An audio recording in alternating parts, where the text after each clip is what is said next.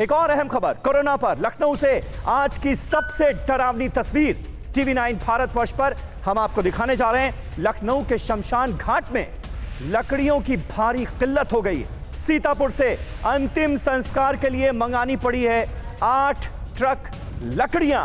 यह स्थिति हो गई है क्योंकि इतने ज्यादा संख्या में शव अंतिम संस्कार के लिए पहुंच रहे हैं। लखनऊ के शमशान घाट में हालत क्या है, इससे आपको अंदाजा होगा। 80 शवों का अंतिम संस्कार हुआ है कल। 80। लखनऊ में कोरोना मृतकों की संख्या लगातार तेजी से बढ़ती जा रही है। सिस्टम इसीलिए ध्वस्त होता हुआ नजर आ रहा है और हालात ये हैं कि सीतापुर से अंतिम संस्कार में इस्तेमाल की जाने वाली लकड़ियां मंगवानी पड़ी हैं लखनऊ में। विपिन चौबे इस वक्त हमारे संवाददाता हमारे साथ मौजूद हैं। विपिन, अब योगी सरकार में मंत्री ब्रजेश पाठक की चिट्ठी ने सब कुछ बिल्कुल साफ कर दिया है कि सिस्टम किस तरह से इस वक्त लखनऊ में ध्वस्त हो चुका है। जिस बात का आप जिक्र कर रहे थे कि आरटीपीसीआर टेस्ट लोगों ने कराया है, रिपोर्ट नहीं मिल रही है, 2-2 दिन गुजरने के बाद, उसका भी जिक्र कर रहे हैं ब्रजेश पाठक। यह हालत क्यों है? देखिए, यह हालत इसीलिए है क्योंकि तैयारी नहीं की गई, इसकी गंभीरता को नहीं समझा गया, ढिलाई दी गई, लगातार लापरवाहियां बरती गई और इसका अंजाम यह हुआ कि अब बात हाथ से निकल चुकी है।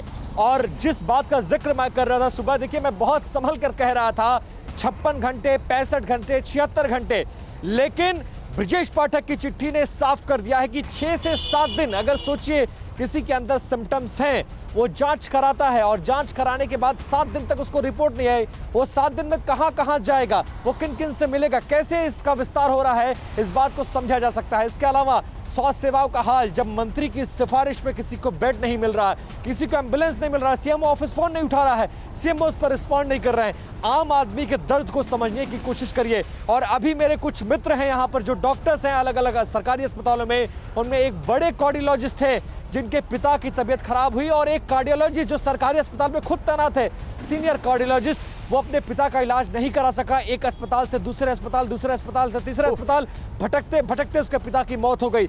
ये स्थिति है। ऐसे में आप अंदाजा लगाइए समीर कि उत्तर प्रदेश की राजधानी लखनऊ में हालात अगर ऐसे हैं तो राजधानी के अलावा जो बाहर के जिले हैं, जो तराई के जिले हैं, जहां पर सुख सुविधाएं उतनी ज्यादा नहीं हैं, जहां पर इतने ऑफिसर्स नहीं बैठते हैं, जहां इतने अस्पताल नहीं हैं, वहां पर हालात कैसे होंगे। बहुत बुरी स्थिति से गुजर रहा है उत्तर प्रदेश और खासकर राजधानी लखनऊ। सरकार के लाख कोशिशों के बावजूद सरकार तब कोशिश कर रही है जब बात बिगड़ चुकी है, बात हाथ से निकल चुकी है और जमीन पर स्थिति बहुत ज्यादा खराब है। मैं अपनी आंखों से जो दृश्य देख रहा हूं और जो मैं अभी देख कर आ रहा हूं, जो बैकुंठ धाम के पुरोहित हैं जो अंतिम संस्कार कराते हैं, वो बोल रहे हैं कि 50 साल के इतिहास में ऐसी महामारी नहीं देखी। नॉन कोविड सेंटर्स में भी 90 लाशें जल रही हैं। समीर, मैं अपनी आंखों से देख कर आ रहा हूं, वो रिपोर्ट भी मैंने भेजा है, संभवतः कुछ देर में दर्शक उस रिपोर्ट को देख भी पाएंगे। लेकिन आप समझिए जो स्थिति मैं अपनी आंखों से देख रहा हूं उसको शब्द में अंदाजा लगा सकता हूं विपिन, मैं अंदाजा लगा सकता हूं जिस तरह से लखनऊ में ग्राउंड पर मौजूद रहकर आप जिन जानकारियों से हमें रूबरू करा रहे हैं, मन में सिहरन पैदा होती, पूरे शरीर में सिहरन पैदा होती है इन जानकारियों के सामने आने के बाद। हम और आप अंदाजा लगा सकते हैं इस वक्त लखनऊ वासियों पर क्या गुजर रही होगी। फिक्र आपकी, सोमवार से शुक्रवार रात 9 बजे सिर्फ टीवी 9 भारतवर्ष पर।